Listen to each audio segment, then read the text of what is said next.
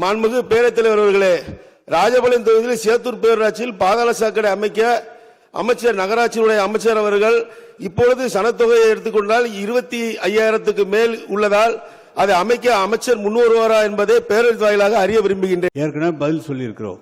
1,00,000ற்கு அதிகமான மக்கள் தொகை இருக்கிற இடத்தில் மட்டும்தான் பாதாள சாக்கடை திட்டம் அமுல்படுத்தப்பட்டு வருகிறது. அது குறைவாக இருக்கிற இடத்தில் சாலைகளும் குறைவாக இருக்கிற பேரூராட்சிகளிலே பழைய சாலைகள் குறுகலாக இருக்கிறது. அதிலே மழைநீர் வடிகால் வேற இப்போது புதிதாக கட்டப்பட இருக்கிறது.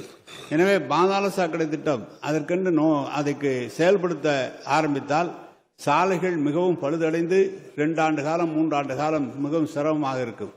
அதற்கு மாற்றான திட்டமாக தான் நமக்கு மேலாண்மை கசிரி கழிவு மேலாண்மை திட்டத்தை அந்த பகுதியில் 9 கோடி ரூபாய் செலவில் நம்முடைய அரசு அதை அமுல்படுத்த அனைத்து நடவடிக்கைகள் எடுக்கப்பட்டு பணிகள் தொடங்கப்பட இருக்கிறது. எனவே பாதாள சாக்கடை திட்டம் அந்த பகுதியிலே அமைப்பதற்கு எதுவும் ஏதுவாக அரசின் பரிசீலனை இல்லை என்பதை தெரிவித்துள்ளது.